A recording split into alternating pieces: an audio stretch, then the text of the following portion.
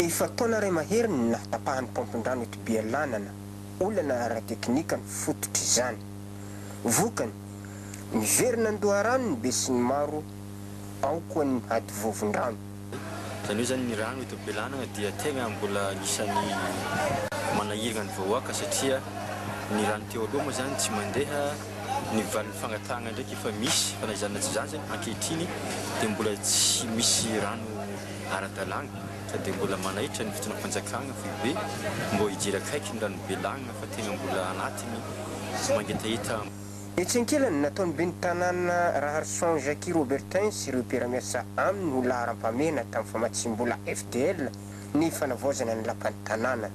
Ny commune Bealanana dia anisany nahazo ny famatsim-bola FDL ka ny bureau-ny commune no navaozana ary efa vita zay natao fitokanana tanàna fomban-drazana koa satria zay zany no kolotsaina mamalagasy atsika.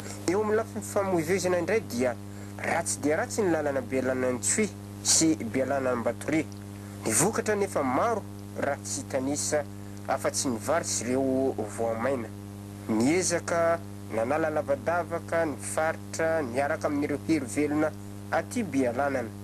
Fanazanana tsy zany mbola miangavy ny fitondram-panjakana maefa zay miangavy ny mpiara-miombona antoko jiaby zany hijery akaiky zany ny lalana indrindrandrindra avy ary andilana ampandrana jusqu'à tia Ambatoria Est. Zay zany ny tegna tadiavinay fiara-miasa dia ohatran'izany koa ny rano eto aminay ka raha nanontany anareo teo hoe inona ny tombon-tsoa azo dia malalaka ny fivezivezen'ny olo sy ny vokatra ary zay mihitsy ny mahatonga zay zao dia entitsy zany ny lehiben'ny district miaraka amin'ny faritry dia mifehy ny fivoan'ny vokatra avy ato aminay. Miezaka zany zahay atsara ny fidiram-bola amin'ny kitapom-bola ny commune sy ny faritry zay amin'ny district ny tompona ndraiky miaraka amin'ireo force zany hoe ny gendarmerie sy ny police. Ilana fiaraha-misalaha ny fijerena ity tanàn-dehibe manana ny lazany ity.